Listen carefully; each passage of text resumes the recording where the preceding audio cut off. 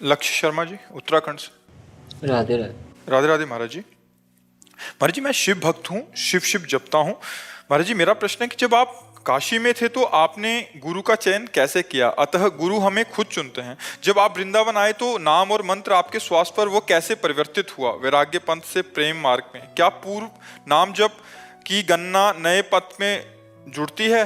इसे नई साधना मानेंगे या पूर्व की ही?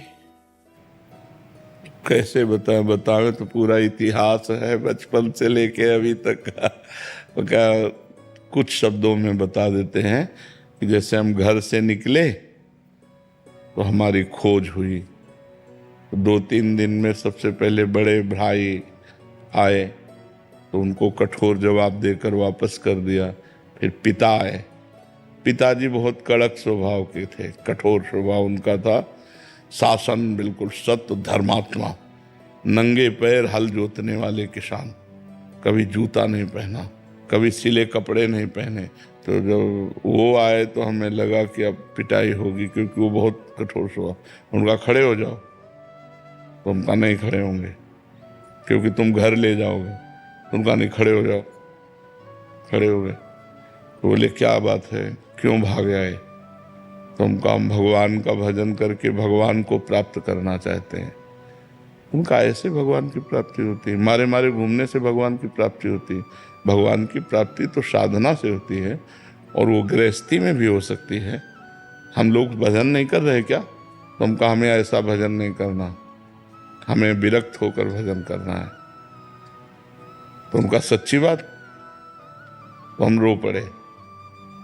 एक तो भय उनका, और दूसरा कि हमें घर न ले जाएं, हमें भगवान की प्राप्ति करनी है। पूर्व जन्म का कुछ ऐसा था कि जो हमें भगवान की प्राप्ति करने का चस्का लगा। कोई हम दुख या किसी समस्या से थोड़ी निकले। 13 वर्ष के बालक को क्या दुख, 9th क्लास में पढ़ रहे थे। तो पिताजी ने ऐसे गले लगाया, राम राम राम। वो स्वयं भक्त थे, ऐसे गले लगाया, 3 बार कहा राम राम राम, और कहा बेटा ऊसर में बैठोगे तो फूल बरसेंगे, जाओ हमारा आशीर्वाद है।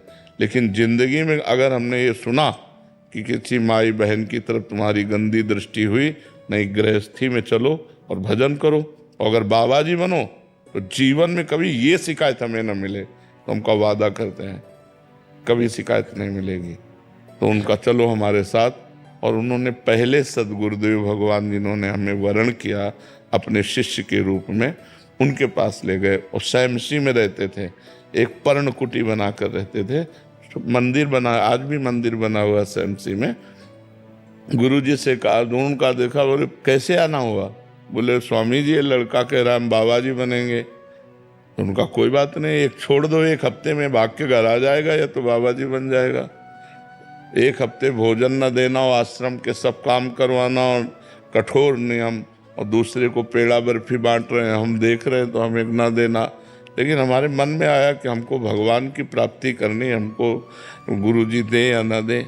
1 हफ्ता बाद उन्होंने कहा जाओ गंगा स्नान करके आओ, आज तुम्हें मंत्र देंगे। फिर उन्होंने हमको शिव मंत्र दिया। तो उसी शिव मंत्र के जप के और गुरुजी ने केवल हमको यही बताया कि बेटा जितना जपोगे उतना ही तुम्हारे अंदर ज्ञान प्राप्त होगा। बस हमारे को गुरुजी की वो बात बैठ गई कि मेरा काम है हर समय इसी मंत्र का जप करना। तो जब हम अपवित्र होते तो शाम सदाशिव जपते, और जब पवित्र होते तो गुरुजी ने जो मंत्र दिया था शिव भगवान का, वो मंत्र जपते। 2 साल में गुरुजी पधार गए, फिर अनाथ हो गए, क्योंकि परमार्थ का मार्ग चलना बड़ा कठिन है। कोई साथी तो चाहिए ना हमें बताने वाला। और अभी 13 और 2 15 की आयु हुई तो एक संत आते थे, सुखदेवाश्रम जी महाराज। उनसे हमने कहा महाराज जी हमारी जवानी की तरफ कदम बढ़ रहे हैं, और हमें हमारे गुरुजी अंतर ध्यान हो गए, हम चाहते हैं आप कृपा करें और मुझे आगे का मार्ग। फिर उन्होंने आगे का मार्ग महावाक्य और ये दिया। तो कुछ ही समय, लगभग 6 वर्ष 7 वर्ष वहाँ रहे। इसके बाद गंगा का किनारा पकड़ लिया। घोर विरक्ति, 1 रुपया कभी जीवन में नहीं रखा, ना आज है हमारे पास, ना आज है और ना जीवन में रखा। जैसे जीवन में थे वैसे ही। अंतर बस ये हो गया, पहले एकांत रहते थे, अब समाज में रहते हैं। पहले भरण पोषण आकाश वृत्ति के द्वारा होता था, आज भी भरण पोषण आकाश वृत्ति के द्वारा ही होता है। किसी से मांगना नहीं, कोई यहाँ फीस नहीं, अपने आप जो आ जाए उसी से भरण पोषण सबका होता है। भगवान की कृपा से जब काशी पहुँचे तब लगा जीवन का यही स्थान है, आजीवन काशी वास करो। घाटों में वास करते थे, किसी आश्रम में नहीं। ऐसे करने का स्वभाव नहीं था। तो जो हमारे सामने आ जाता, इसलिए कई कई दिन भूखे रहने पड़ते, वो सब कष्ट सहते हुए फिर काशी में ही हमको भगवान की प्रेरणा हुई। रास कैसा होगा वृंदावन, और वहीं से विधान बना। इतने में 20 वर्ष कम से कम व्यतीत हो गए होंगे, जितनी बात बता गए सारांश में बता। फिर वृंदावन आगमन हुआ, वृंदावनेश्वरी ने कृपा की और अब ये उपासना दे दी। तो इसमें मूलतः भगवान की ही सब रचना है। हम कहीं कोई खोज नहीं की, हम कहीं कोई चाह नहीं की, आगे से आगे क्या करना वो सब करते चले गए। तो हमें लगता है यदि हम गुरु की शरण में हो जाएं और वो हमें जो मार्ग बताएं उसके अनुसार हम चले, तो आगे हमें जहाँ पहुँचना है वो आगे आगे सब व्यवस्था भगवान करते जाते हैं। किसका प्रश्न था, तो समझ रहे हो आप? दिख जी दिल्ली से। राधे राधे जी, इनका भी सेम प्रश्न है। कह रहे हैं कि महाराज जी, जब आप काशी में ही पूर्णता का अनुभव हो गया था, तो आपके मुख से सुना है कि भगवत प्राप्ति में किसी के भी दर्शन हो जाते, तो राधा रानी के दर्शन वहीं से कर लेते। आप इतने कष्ट में जीवन क्यों व्यतीत किया फिर महाराज जी? नहीं, राधा रानी के दर्शन की इच्छा ही नहीं थी, काशी में नहीं थी। जो आनंद मिला वो पूर्णता का था। हमारे पास हम बैठे थे, आज भी पीपल का पेड़ तुलसी घाट में, तो शांत बैठे थे। तो एक संत आए, उन्होंने कहा चलो रास देखने। भाई जी हनुमान प्रसाद पोद्दार जी का अंध विश्वविद्यालय है, उसमें रास। उनका नहीं, हमें जरूरत नहीं। उनका चलो ना, पास हो रही, देख लो चलो। हम कहा हमें नहीं जरूरत है, तो आप हमें डिस्टर्ब क्यों कर रहे हैं? तो उनका एक बार चलो ना। तो ऐसा लगा कि ये संत हट कर रहे हैं, तो चल देना चाहिए अंदर से भगवान। ऐसे ही मतलब कोई हमारी रति नहीं, कोई श्रद्धा नहीं, क्योंकि संन्यास मार्ग के पति जी गए तो दिन में चैतन्य लीला और रात्रि में रास लीला। 1-2 दिन देखा तो बस ऐसा लगने लगा कि हमारी मांग यही है। 1 महीना देखा तो लगा अब हम जी नहीं पाएंगे। तब हुआ कि चलो वृंदावन, रास देखने के लोभ से कि वृंदावन में रास होता रहता है, अब हम रास के बिना जी नहीं सकते, तो हमको ऐसे वृंदावन ला। हमें ये नहीं था कि मुझे राधा रानी के दर्शन करने हैं या मुझे राधा रानी की उपासना करनी है, ऐसा बिल्कुल नहीं था।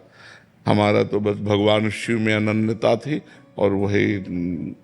आपको शिव जी के दर्शन तो वहीं पे हो गए थे जी। तो जैसे आपने सत्संग में बताया था, तो आपने बताया था कि जब एक बार दर्शन किसी भगवान के हो जाए तो हम चाहेंगे तो किसी भी रूप का चाह सकते हैं। हाँ। तो जब आप, तो हम चाह कैसे हो? चाह तो वृंदावन ने प्रकट की, वही तो आपको बताना चाहते हैं। प्रियाजू के मिलन की चाह तो वृंदावन ने प्रकट की, प्रियाजू के लालजू की लीला की चाह तो वृंदावन ने प्रकट की। ये मेरी चाह नहीं थी, ये तो वृंदावन की चाह थी। वृंदावन की चाह विश्वनाथ जी ने प्रकट की, चलो वृंदावन। वृंदावन आए, अब वृंदावन का जब रंग चढ़ा तब ये बात आई, उसमें ऐसा नहीं होता। अच्छा महाराज जी आ गए आप, नहीं तो हम सब तो भगवान का। गौरव पांडे जी। श्री हरिवंश महाराज जी। महाराज जी, क्या सांसारिक जीवन में कोई प्रतिकूल परिस्थिति आने पर जिससे हमारी भगवत सेवा, भगवत चिंतन पर असर पड़ रहा हो, तो क्या प्रभु के आश्रित होते हुए भी हमको किसी दूसरे व्यक्ति की मदद मांगनी चाहिए जिससे परिस्थिति दूर हो सके, या सिर्फ प्रभु? नहीं, अगर आप प्रभु के आश्रित हैं तो प्रभु अगर व्यक्ति रूप में आकर के हटाना चाहते हैं तो किसी न किसी व्यक्ति के रूप में आकर के हटा देंगे। अपने को केवल प्रभु का आश्रय रखना चाहिए। एक बार हम कई बार बता चुके हैं कि एक बार हम महोबा किसी संत के साथ गए हुए थे। महोबा है ना, तो किरतुआ ताल आदि वहाँ धार्मिक स्थल है, तो भ्रमण करते थे। तो उनका चलो, तो हम चले गए। और हमें फिर वहाँ से 2-3 दिन में हम काशी ही जाएंगे। तो एक भगत थे, उन्होंने टिकट बनवा दी। तो उन्होंने ऐसे ही जनरल की टिकट बनवाई जो इतनी बड़ी होती है, और हमको बैठा दिया अच्छे वाले उसमें जो भी कौन सा AC। हाँ, उसमें बैठा दिया।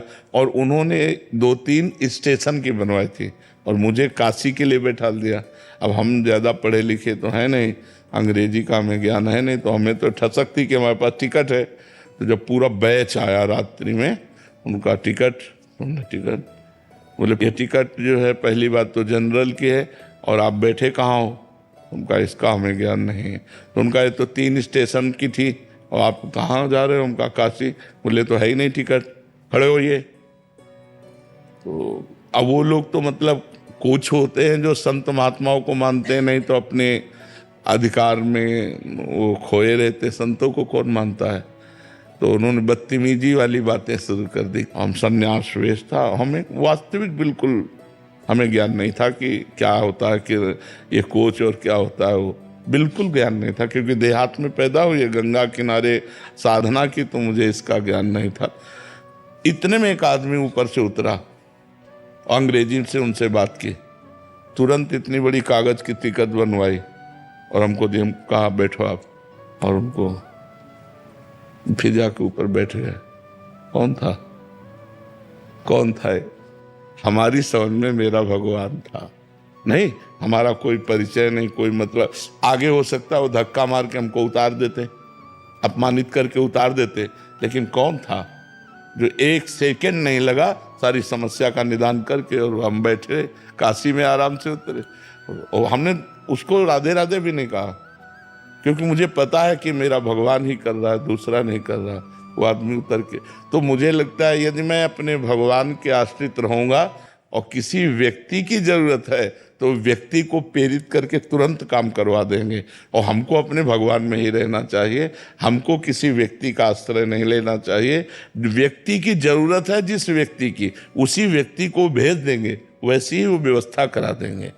भगवान ही तो सब रूपों में है, सबके हृदय उर प्रेरक रघुवंश विभूषण, किसी को भी प्रेरणा कर सकते हैं। समझ रहे हो? अगर हम व्यक्ति का आश्रय लेते हैं तो इष्ट आश्रय छूटता है, अगर इष्ट का आश्रय लेते हैं तो हजारों व्यक्तियों में से किसी को प्रेरित करके भेज देगा, हमारी समस्या का निदान हो जाएगा। हमें अपने इष्ट पे ही रहना है। डॉक्टर इंदिरा सिंह जी बिहार से। राधे राधे महाराज जी। महाराज जी, ईश्वर में मेरी असीम आस्था है। अपने सभी धर्म ग्रंथों को स्वयं पढ़ने की इच्छा भी एवं लालसा भी रखती हूँ। वर्तमान में प्रतिदिन रामायण का पाठ 1 घंटा कर रही हूँ, दुर्गा सप्तशती का, और महाराज जी देवी में विशेष भक्ति है महाराज जी। किंतु तामसिक भोजन से मन नहीं हटता, साथ ही कुछ गलत देखकर क्रोध भी अधिक आता है। नहीं, तामसिक भोजन का जबरदस्ती त्याग करना चाहिए। मन भले चला जाए तो हम उसको खाएं ना, नहीं तो फिर भक्ति एक नाटक बनकर रह जाएगा। आप जैसे मांस खाओ, अंडा खाओ, प्याज लहसुन पाओ, गंदा भोजन, तो ये फिर वो भक्ति नाटक रह जाएगी। भक्ति में थोड़ा भी व्यसन, थोड़ा भी गलत भोजन हमारी बुद्धि को भ्रष्ट कर देगा, चकरा देगा, भगवान की तरफ नहीं लगने देगा। तो ये जो लोग ऐसा मलिन आहार करते हैं तो फिर शुद्ध विचार आ ही नहीं सकते। शुद्ध विचार, शुद्ध भाव। अब जैसे हमसे आप बात ना करो, तो बात कर रहे हो, हम अपने आनंद को छोड़कर आपसे बात कर रहे हैं। अब हम जब सुबह अपने भाव में होते हैं, हमको आकर के बातचीत करनी पड़ती है। अब कोई आसमान की बात करता है, कोई धरती की बात करता है, कोई प्रपंच की बात करता है, कोई अध्यात्म की बात करता है, एकदम हमको उतरना पड़ता है। तो जब अगर हम सात्विक आहार करते हैं, सतो भाव से रहते हैं, पवित्र भाव से रहते हैं, 1 सेकंड में डूब जाओ। ये थोड़ी कि मन भाग रहा है, उसको हटा करके भगवान में, एक जैसे कोई फिसलन की जगह में फिसला और डूब गया, बस ऐसे है कि 1 सेकंड में डूब जाओ अपने से। तो अगर तमोगुणी भोजन करोगे तो फिर डूबना नहीं होगा। तमोगुण का त्याग करके, रजोगुण का त्याग करके, फिर सतोगुण में स्थित, फिर सतोगुण का त्याग करके गुणातीत होना है। अच्छा, दूसरों के सुख के भाव को यदि हम अपने हृदय में नहीं धारण करेंगे, फिर हमारी भक्ति का मतलब क्या रहा? हमको तो एक चींटी को भी सुख पहुंचाने की सोचना है। तो जो जैसे तामसिक भोजन में मांस आदि भी आता है, तो अब जैसे लोग मांस खाते हैं तो इनकी पता नहीं कैसी वृत्ति है कि दूसरे के मांस का भक्षण कैसे किया जा सकता है। मतलब हमारी तो सोच ही काम नहीं करती। अब अंडा के अंदर कितनी घृणित वस्तु भरी हुई है, आप देखो ना, कितनी घृणित वस्तु, उसे स्वास्थ्य ले, इनमें शक्ति नहीं, मुर्गा मुर्गी बकरा बकरी में शक्ति नहीं, तक शक्ति है साधना में, तपस्या में, ब्रह्मचर्य में, भगवान से जुड़ने में। आप जुड़ करके तो देखो, ये गंदे भोजन छोड़ो, जो मांस मछली आदि है। काफी सारे जने बहुत सारी मात्रा में ऐसे होंगे कि जो भगवान का भजन भी, मतलब मंदिर भी जाएंगे और तामसिक भोजन का भी आहार करेंगे। बिल्कुल नहीं, बिल्कुल इसे कुछ मंगलवार को हनुमान जी के जाएंगे, मतलब इसे कुछ नहीं होने वाला। सबसे पहली बात है हमारे आहार शुद्धि, मन शुद्धि। देहाती भाषा में कहते हैं जैसा खाओ अन्न वैसा बने मन। देखो, अगर हम शास्त्र की आज्ञा का पालन नहीं करेंगे और मनमानी आचरण करेंगे तो नरक जाओगे। पहले आहार शुद्धि, मन शुद्धि। अगर जैसा खाओ अन्न वैसा बने मन। किसी भी प्राणी को दुख देना। हनुमान चालीसा का भी पाठ करते हैं। ये अपनी वासनाओं की, अपनी जिह्वा को थोड़ा रोको यार। शराब पीते हो, मांस खाते हो, अंडा खाते हो, इस तरह के व्यवहार करते हो, और हनुमान जी और शंकर ये ऐसे प्रसन्न हो जाएंगे, ऐसे काम बन जाएगा? कुछ नहीं बन जाएगा। अवश्य में भोक्तव्यम कृतम कर्म शुभाशुभम। जो तुम कर्म करोगे तुम्हें भोगना पड़ेगा। चाहे मुर्गा हो, चाहे बकरा हो, सब जीव अपने प्राण बचाना चाहते हैं। सब जीव, तुम उनको काट कर खाओगे, वो भोगना पड़ेगा। राम जी के रूप में भगवान ने यदि बाली के चरण में बाण मारा, तो भगवान श्री कृष्ण के चरण में व्याध के रूप में उसने बाण मारा। देखो ना, लीला देखो, भगवान ने अंतिम अपनी लीला जो श्री कृष्ण लीला है वो यहाँ संपन्न की, कि भगवान के चरण में व्याध जो है बाण मार रहा है। अब आप विचार करो, जब वो सरकार समर्थ होते हुए भी अपने लीला का लीला दर्शन कराते हैं। श्रवण कुमार के वध का संयोग बन गया दशरथ जी के हाथ से, शब्द वेदी बाण मार दिया।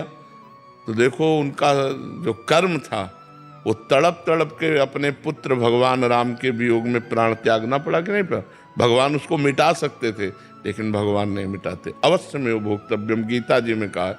इसलिए हमारी प्रार्थना है कि तमोगुणी भोजन का त्याग करो, सात्विक भोजन और संयम से रहोगे तो तुम में जो बल आएगा वो एक महान पवित्र बल होगा। आज बल नहीं दिखाई देता, चेहरे में कांति नहीं है, विचार में पवित्रता नहीं है। ऐसा नहीं, हम पशु नहीं हैं, हम मर्यादा से चलने के लिए है। हमारी मर्यादा बनाई गई, शास्त्र मर्यादा हमारी कानून व्यवस्था है। यदि हम शास्त्र मर्यादा से चलेंगे, शास्त्र कानून से चलेंगे, तो हमारा मनुष्य जीवन सार्थक हो जाएगा, नहीं तो निरर्थक हो जाएगा। जैसे आजकल बच्चे कहते हैं हम स्वतंत्र हैं। नहीं, स्वतंत्रता नहीं। माता पिता की आज्ञा की परतंत्रता, शास्त्र की आज्ञा की परतंत्रता, गुरु की आज्ञा की परतंत्रता, कानून की परतंत्रता, अगर ये स्वीकार करोगे तो स्वतंत्र हो जाओगे। अगर मनमानी करोगे तो परतंत्र हो जाओगे। मनमानी स्वतंत्रता नहीं होती, मनमानी इंद्रियों की परतंत्रता होती। जो इंद्री कहती वही हम कहते हैं। आप अपने को स्वतंत्र समझते हैं, इंद्रियों के गुलाम, मन के गुलाम, तो स्वतंत्रता कहाँ है? स्वतंत्रता तब होगी जब हमारी बात पुनः समझ ले, शास्त्र आज्ञा के अधीन चलोगे, गुरु के अधीन चलोगे, संतों की वाणी के अधीन चलोगे। भगवान शास्त्र और संतों के रूप में विराजमान है, तो आप स्वतंत्र हो जाओगे, माया मुक्त हो जाओगे। तो आचरण और भोजन, ये दो का बहुत बड़ा योग है। अगर हमारा भोजन ठीक तो हमारे आचरण ठीक होंगे, हमारे आचरण ठीक तो हम भगवान को प्रसन्न कर सकते हैं। गंदा आचरण।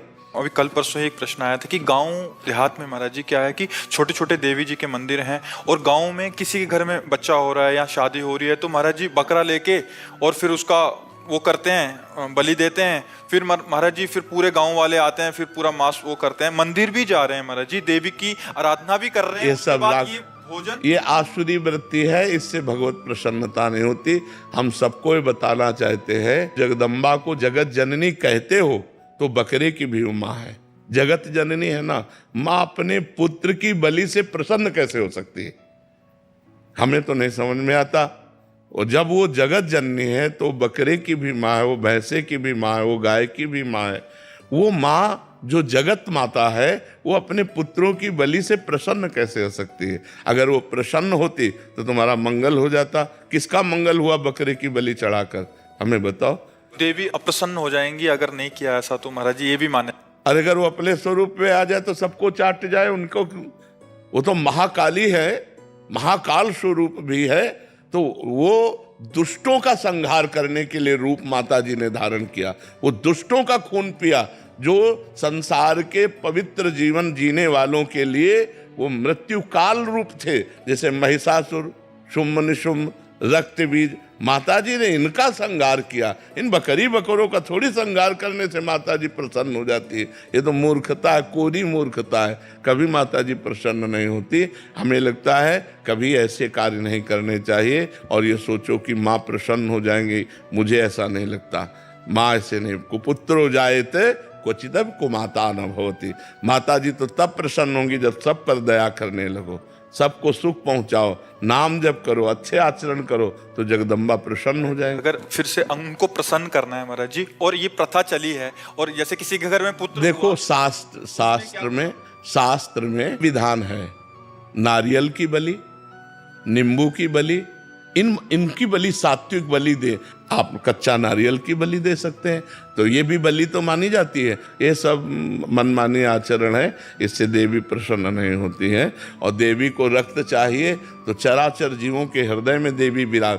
देवी प्रपन्नार्थ हरे प्रसीद प्रसीद मातर जगतोखिलस्य प्रसीद विश्वेश्वरी पाहि विश्वम त्वमीश्वरी देवी चराचरस्य। त्वमीश्वरी देवी चराचर से, वो चर अचर की ईश्वरी है। उनको किसी के खून की जरूरत है? माँ को किसी की खून की जरूरत है? अरे माँ तो अपने खून को दूध बनाकर अपने बच्चों का पालन करती है। माँ शब्द कितना महान है। वो अपने शरीर के रक्त को दुग्ध में परिवर्तित करके अपने बेटे का पालन करती है। वो दूसरों का रक्तपान कैसे कर सकती है?